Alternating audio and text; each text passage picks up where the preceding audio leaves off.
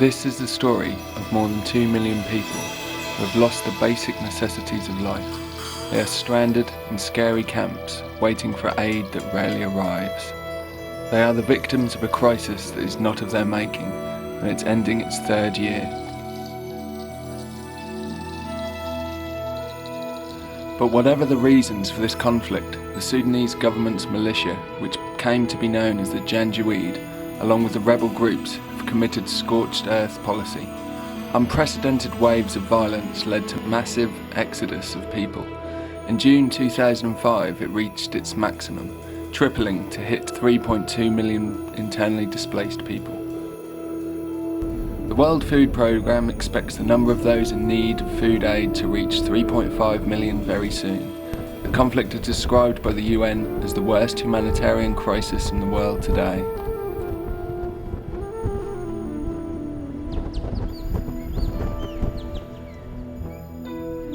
We are on our way to Kasnau. The drive will be around 1.5 to 2 hours, depending on the stop and how the road is.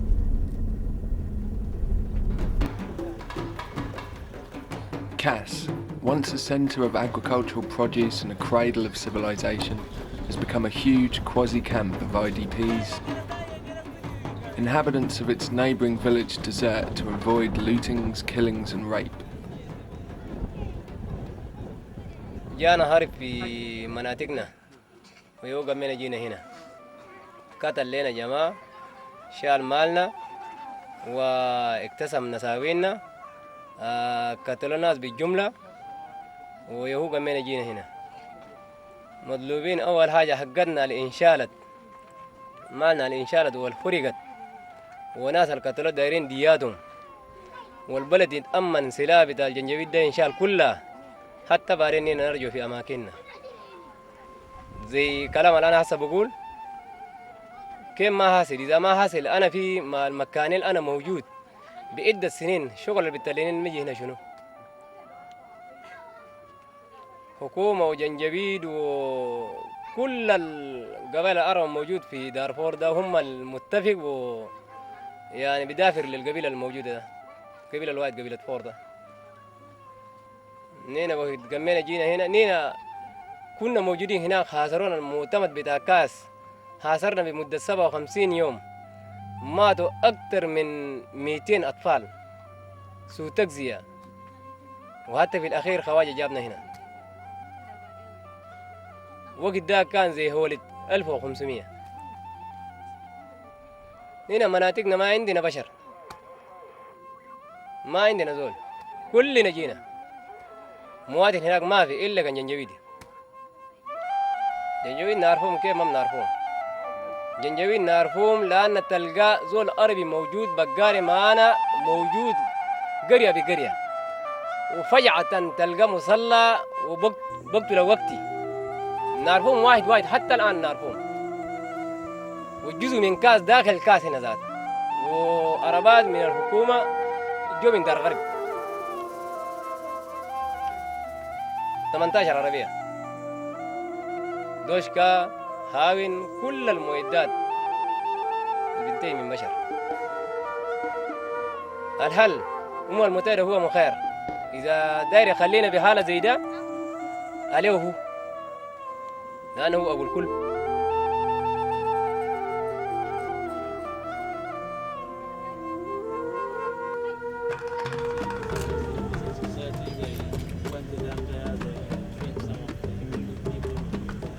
The UN, shaken by the chilling memories of Rwanda, adopted more than 10 resolutions. Becoming a mecca for international communities, senior officials came with a carrot of aid in one hand and a stick of sanctions. The international community is facing a challenge of how to stop the violence in Darfur and provide a model solution. There's a security crisis Regions in Sudan.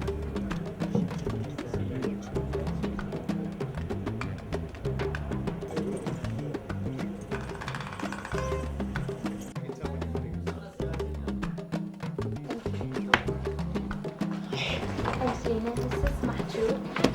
Mahjoub will be translating for you today. I went to West Darfur because I wanted to see firsthand the tragedy that has displaced so many people. UNHCR has responsibility for 200,000 refugees in Chad. I met with them when I was there in June. Because of the similarities, the links with internally displaced persons and refugees, UNHCR has been given recent authorization by the Secretary General to expand its protection activities into West Darfur. I'm happy to see the close collaboration. When I was in the field, I saw a lot of collaboration with the UN agencies and the NGOs. I spent a lot of time with Intersos, and they're great people doing amazing work. They're one of many. UNHCR's focus in West Darfur is to look at the conditions of the villages and places of origin and assess the needs of the people and the possibilities for return. For this, of course, they need proper access and security.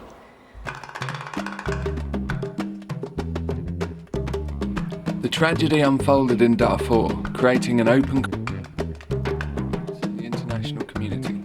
The activities of the UN humanitarian and human rights organisations became an embarrassment to the government. The international body blamed its failure to reach a solution on numerous bureaucratic, diplomatic and political obstacles put forward by the government. كثير من هذه المنظمات سواء كانت الدولية أو الطوعية الأجنبية ينزع إلى الأحادية التصرفات، وذلك في إطار مثلا التقارير الاستقرائية التي عادة ما تكون فيها مبالغات، ونحن لا نستغرب ذلك، بل لعلنا نجد العذر لبعضهم في أن يخاطب قلوب وحواس المتبرعين لهم حتى يدفعوا أكثر. وفي النهاية هذا إذا تم فهو خير لأهلنا في دارفور، ولكن الذي يؤلمنا فيه أن هذا يحدث أحيانا بمبالغة فيها شيء من التضخيم يجافي الحقيقة.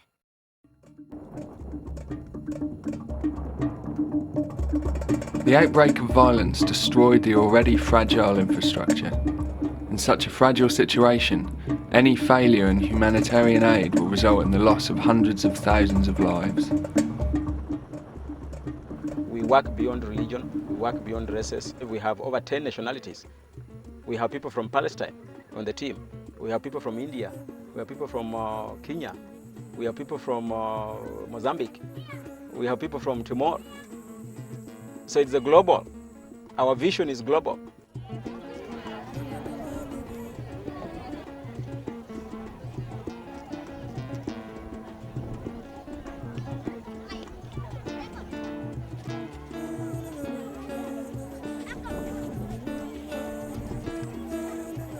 WFP provides the same type of ration all over the world. It's a food basket that consists of 5 commodities.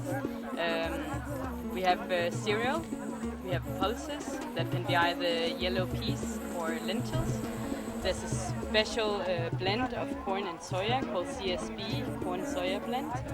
There is vegetable oil, and then there's salt. The monthly ration is 13.5 kilos of cereal. It's 1.5 kilos of pulses, it's 1.5 kilos of CSB, it's 0.9 kilos of oil, and then it's 150 grams of salt. Such a ration covers the minimum calorie intake for a person for 30 days. And we will give it to each beneficiaries here. نقدم خدمات لحوالي 164,000 في شخص. ديل موزعين في مدينة كاس والقرى الحول كاس اللي هي نيرتتي، تور، كوبا، سنجتا وعدد من القرى الأخرى. بالإضافة لكده بنقدم خدمات برضو غذائية لعدد حوالي 16,000 من المتأثرين من المواطنين داخل مدينة كاس، وحوالي 10,200 برضو من المواطنين المتأثرين داخل مدينة نيرتتي. The militarization of Darfur continues. Villages and camps are still being attacked. Humanitarian workers are at risk and exposed to attacks by warring sides. Although the looting and kidnapping do not result in many victims, they delay the arrival of aid to the needy displaced people.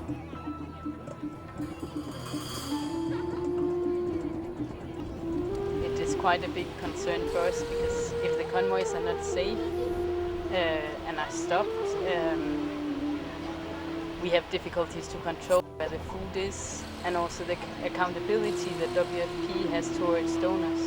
The other part of it is that if convoys are stopped or attacked, and the food is not only looted but is also delayed, it will also be delayed in the delivery to the beneficiaries. So it is a big concern to us. But there's very little that we can do as WFP. We would not like our food to be accompanied by military or by let's say other weapons or escorts of protection.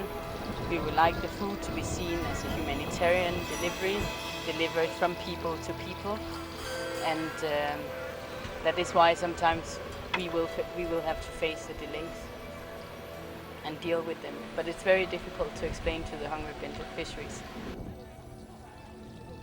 أكبر مشكلة عندنا هي مشكلة التصرفات حملة السلاح الذين يقطعون الطريق أمام حركة الإغاثة إلى أهلهم، ويتسببون في أنه الطرق تكون غير آمنة إلى فترات طويلة، تؤدي أحيانا إلى انقطاع الوصول، بل لعلهم يعني وصل الحد لأنه زرعوا ألغام في الطرق التي تمشي عليها المنظمات الأجنبية، وتضرروا منها إخواننا في المنظمات الأجنبية الوطنيين منهم وغيرها، بل اعتقال العاملين في الإغاثة، بل قتل بعضهم وسلبه وما إلى ذلك.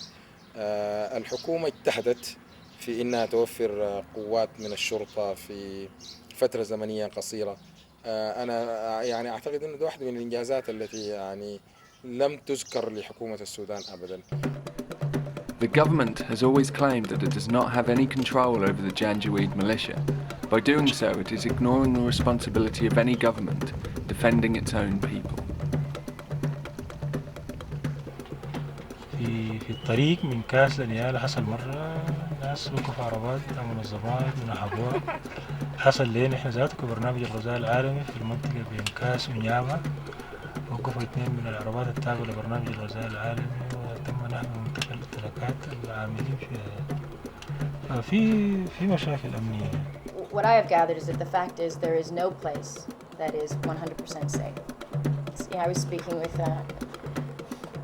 people who are dealing with food and distributing food, and they were saying, the idea of bringing food to an area, but that's very, bring some food, and people will come to the area. And we said, well, yes, but if you can't secure that they're going to be safe when they get to that area, then we're putting them in harm's way. So, at the end of the day, the big message is security. Our food trucks are very often, I would say almost every day, stopped on the road.